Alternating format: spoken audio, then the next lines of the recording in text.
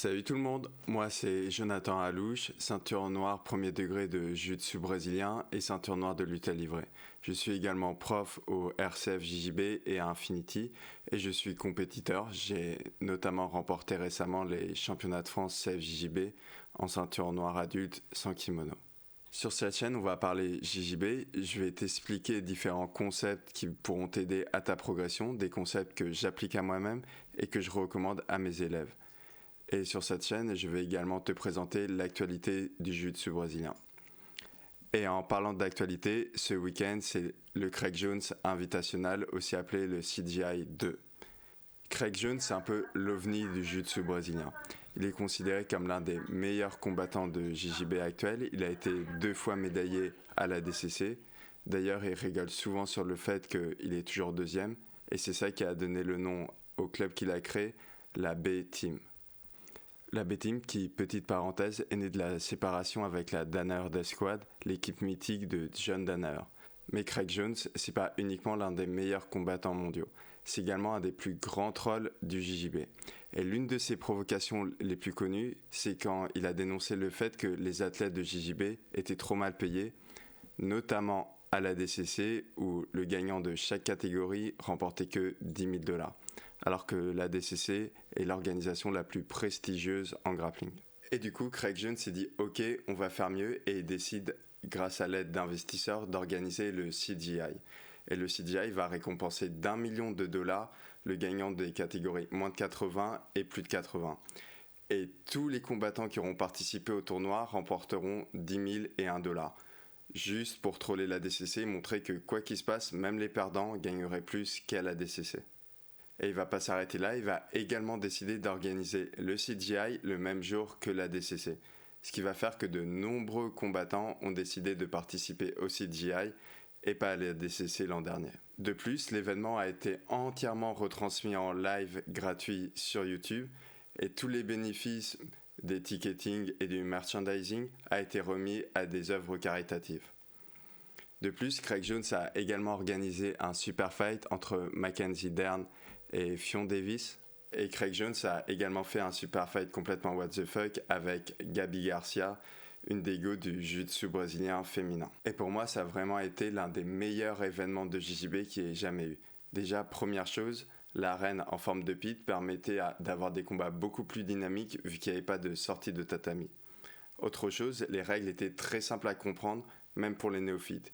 Il y avait 3 rounds de 5 minutes et le gagnant était celui qui avait gagné le plus de rounds s'il n'y avait pas eu de soumission. Et il y a eu des combats vraiment incroyables, notamment le combat entre Ruotolo et Taquette qui est considéré par beaucoup comme l'un des plus beaux combats de l'histoire du JJB. Les vainqueurs du tournoi avaient alors été en moins de 80 Ked Ruotolo et en plus de 80 un des fondateurs et combattants de la B-Team, Nick Rodriguez. Et donc, après le succès du CGI 1, Craig Jones décide de remettre ça, et donc le 30 et 31 août, on aura le CGI 2.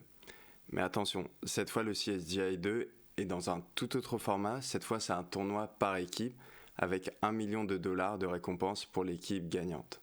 Et ce sera ce qu'on appelle un format quintet. Donc chaque équipe aura droit à 5 combattants, un moins de 66, un moins de 77, un moins de 88, un moins de 99 et un plus de 99. Mais attention, les affrontements ne se font pas forcément entre les athlètes de la même catégorie. On peut très bien avoir par exemple un moins de 66 contre un plus de 99. C'est le coach qui décide au fur et à mesure l'ordre des combattants. Le gagnant à chaque fois reste sur les tatamis jusqu'à élimination complète de l'équipe adverse. On détaillera d'ailleurs un peu plus tard dans la vidéo la composition des équipes et je vous donnerai ensuite ma prédiction. Et Craig Jones n'a pas pu s'empêcher de faire un super fight. Il affrontera donc cette année Gable Stevenson, champion olympique de lutte.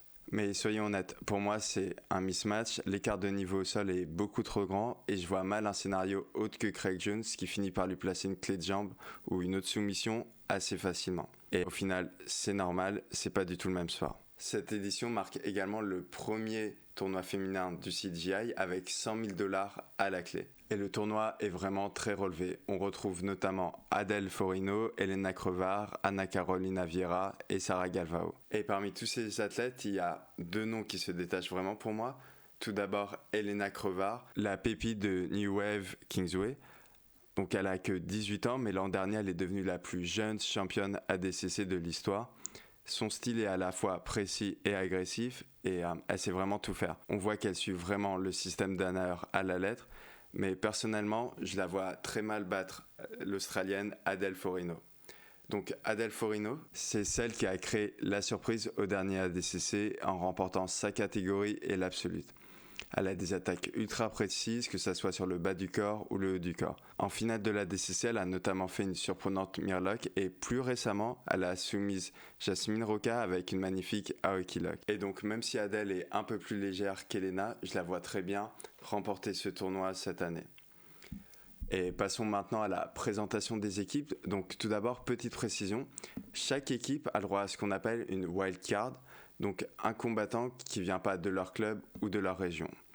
Et on va commencer avec la Team USA, donc la Team America. C'est une sélection des meilleurs Américains qui ne sont pas déjà dans une grosse équipe. La Team America va être dirigée par le coach Greg Saunders, qui est connu pour avoir popularisé l'approche écologique dont on parlera très prochainement sur cette chaîne. Dans l'équipe, on a donc les frères Curves, Gavin et DeAndre, qui sont vraiment pour moi excellents. Je pense que les deux en moins de 66 et moins de 77 font vraiment partie de l'élite mondiale.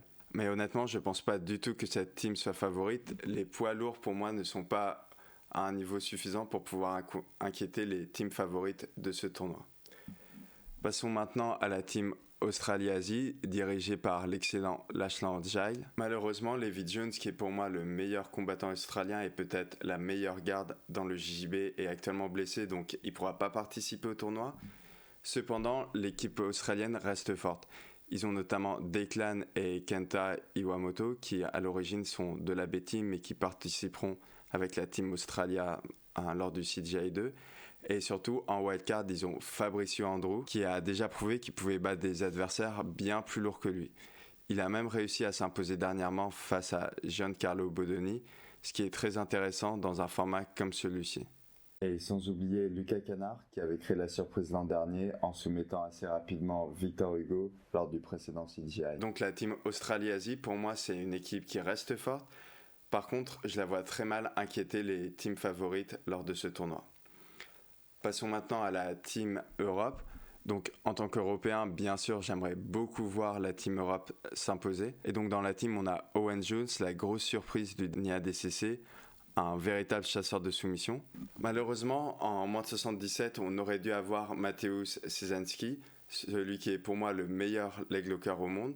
Malheureusement, il est actuellement blessé, donc il ne pourra pas combattre, mais son remplaçant, Jawel, m'a vraiment impressionné récemment au Polaris, notamment avec ses entrées en clé de jambe en false rib et son excellent body lock. Selon moi, c'est vraiment le futur européen. Donc l'équipe européenne est vraiment très solide, mais j'ai du mal à la voir aller très loin dans ce tournoi. Passons maintenant à la team Pedigo. Donc vous connaissez probablement cette team si vous avez suivi la série Daisy Fresh, la série qui avait été faite par Flow Grappling et qui est maintenant disponible sur YouTube. Honnêtement, je pense qu'ils ont très peu de chances d'aller loin dans la compétition, parce que à part Dante Leon, qui reste l'un des meilleurs moins de 77 kg au monde, qui a notamment d'ailleurs battu Mika Galvao au dernier DCC, ils n'ont pas vraiment de combattants élites qui font partie du top 5 de leur catégorie. Et maintenant, passons à la team Tense Planet, dirigée par le mythique Eddie Bravo. Donc je vais être honnête, cette équipe fait vraiment partie de mes équipes préférées, surtout avec leur système de Rubergard, qui, pour ceux qui me connaissent, j'utilise énormément à l'entraînement et en compétition. Eux aussi ont fait le choix de ne pas prendre de wildcard dans leur équipe. Et honnêtement, même si j'aime vraiment beaucoup le style de cette technique, je ne les vois vraiment pas gagner cette compétition. Après, attention, le style des combattants de la Tense Planet est vraiment très intéressant pour ce style de tournoi. C'est vraiment tous des submission hunters et ils sont très durs à soumettre. Si on prend par exemple l'exemple de Geo Martinez qui avait créé la surprise en mettant une guillotine à un combattant qui faisait 40 kg de plus que lui. Et on se rappelle également de leur moins de 77 kg, PG Barch, qui lui fait vraiment partie de l'élite mondiale. Il a notamment été médaillé de bronze au dernier ADCC, il est très bon pour contrer les clés de jambes et il est vraiment très solide en lutte. Parlons maintenant de la Team Athos dirigée par André Galvao. Donc la Team Athos est vraiment considérée comme l'une des teams favorites de ce tournoi. En moins de 66 kg, ils ont notamment Diego Pato, vice-champion de la DCC. Il a vraiment montré qu'il était largement dans le top 3 de sa catégorie. Et c'est probablement l'un des plus dangereux de sa catégorie sur les clés de jambes. Ils ont également Kenan Duarte, double champion de la DCC en catégorie et en absolute, qui va vraiment être très dur à battre. Et en plus de 99, ils ont choisi de prendre en wildcard Felipe Pena, qui est pour moi l'un des meilleurs combattants chez les plus de 99 kg et l'ancien grand rival de Gordon Ryan. Donc comme vous pouvez le voir, la Team Atos est vraiment une team très solide qui mérite le fait d'être considérée comme une des équipes favorites de ce tournoi. Mais pour moi, c'est pas eux qui ont le plus de chances de remporter le tournoi cette année. Passons maintenant à la team New Wave Kingsway, dirigée par, selon moi, le meilleur coach de JJB actuellement, John Danner. En moins de 66 kg, ils ont Dorian Olivares, un véritable monstre physique. Très explosif, infatigable, excellent lutteur, excellent passeur, et il a montré qu'il pouvait battre des gars vraiment beaucoup plus lourds que lui. Leur wildcard, Mika Galvao, est considéré par beaucoup comme le meilleur ou au pire le deuxième meilleur moins de 77 actuel. Il a d'ailleurs remporté l'an dernier la DCC en moins de 77. Giancarlo Bodoni, leur combattant en moins de 88, est vraiment impressionnant dans tous les compartiments du JJB.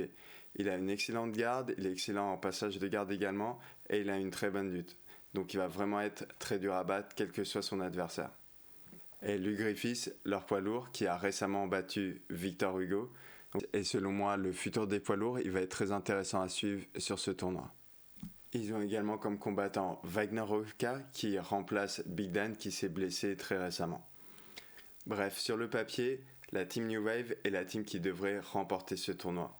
Mais personnellement, en prédiction, je vais plutôt me positionner sur l'AB Team, qui pour moi est l'équipe qui a le plus de chances de remporter le CGI 2. Et donc l'AB Team sera coaché par Nicky Ryan, le petit frère de Gordon Ryan, ainsi que Damian Anderson.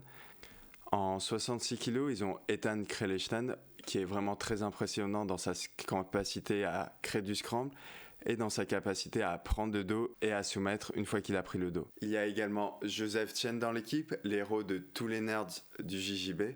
Pour moi, c'est celui qui a en ce moment la meilleure compréhension des passages de garde.